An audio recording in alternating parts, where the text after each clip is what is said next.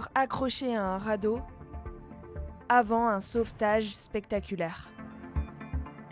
Voici comment ces 11 Bahaméens ont survécu à un crash d'avion au milieu de l'océan Atlantique.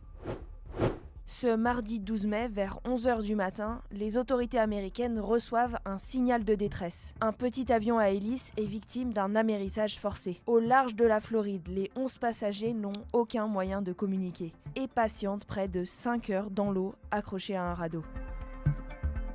Le temps presse, il faut pouvoir les localiser. Les sauveteurs américains sont aidés par un équipage de la base aérienne voisine, la Patrick Space Force Base, en exercice à ce moment-là. Les naufragés sont aperçus.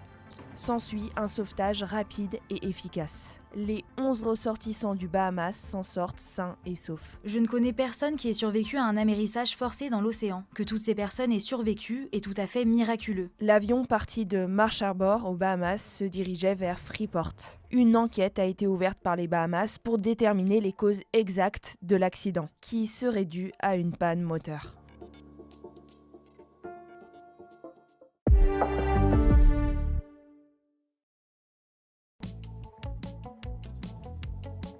Bonjour et bienvenue sur Rescue 59. Thématique de la vidéo, les canots de sauvetage. Donc vous l'avez vu, ça a fait l'actualité. Fort heureusement, ces personnes ont pu survivre grâce aux canots. Ils ont subi un amérissage à partir des moyens à bord des canots, à partir des moyens de secours utilisés qu'on avait déjà évoqués dans une autre vidéo. La mission a pu être accomplie. Et c'est à travers cette actualité-là que j'ai décidé de faire des vidéos associées aux canots de sauvetage. Pourquoi des vidéos? Parce que ça sera en deux parties. Partie numéro 1 sur les généralités, notamment avec les configurations et les équipements. Partie 2, un détail sur les équipements.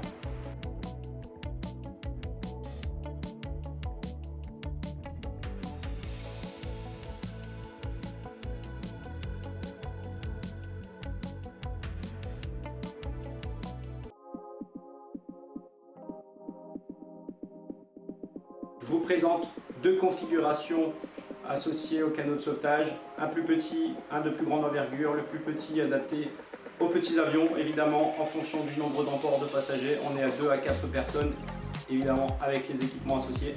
Ensuite, il va y avoir un canot de sauvetage de plus grande envergure associé à l'aviation commerciale. On est sur 1 à 56 personnes. Évidemment, l'ensemble des éléments constitutifs sont adaptés à accueillir autant de personnes et donc à proposer une survie d'autant de personnes.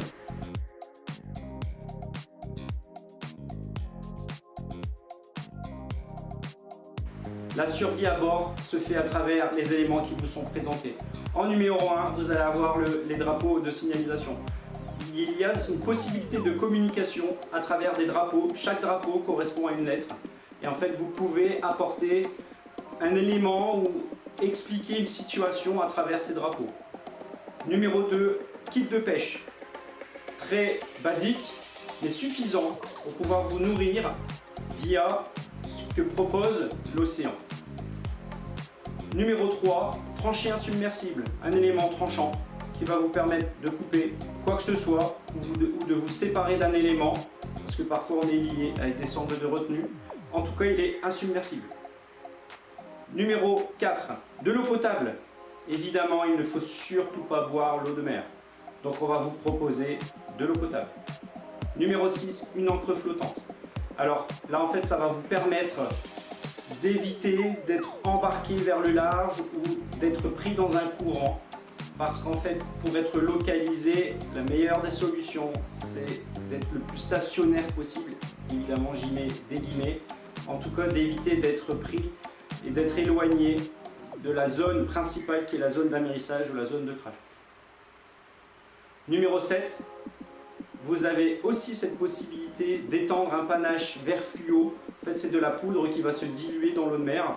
Donc il suffit juste de le dispatcher à partir du canot de sauvetage et ensuite ça va créer cette étendue verte fluo qui sera donc localisable à travers les moyens aériens, les moyens de secours. Numéro 8, toujours dans la continuité d'être remarqué, vous avez un miroir de signalisation. On va utiliser le soleil pour pouvoir créer des flashs lumineux. Numéro 9, un sifflet, très basique. Vous avez besoin de vous faire entendre, vous voyez un bateau au loin, vous voyez une île avec des personnes, ou autre, vous pouvez vous faire entendre à travers un sifflet. Numéro 10, des barres calorifiques. Boire c'est bien, manger c'est encore mieux. Évidemment, là on ne va pas vous faire manger un poisson. Vous avez du coup à disposition des barres calorifiques qui vont vous aider à tenir dans le temps. Numéro 11, une trousse de premier secours. Et numéro 12, vous avez de quoi vous faire signaler, de quoi vous faire remarquer à travers des fusées de détresse et des fumigènes.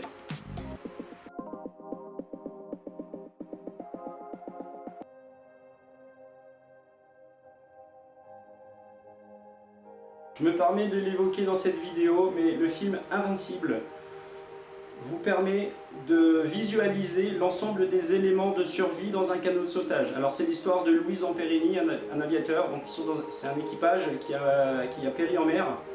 Et en fait, il y a quand même eu des survivants à travers les éléments proposés dans un canot de sauvetage. Et on parle de 47 jours de survie en mer, ce qui est quand même exceptionnel.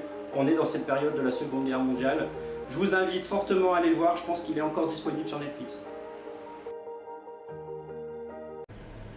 Rescue 59, Rescue 59.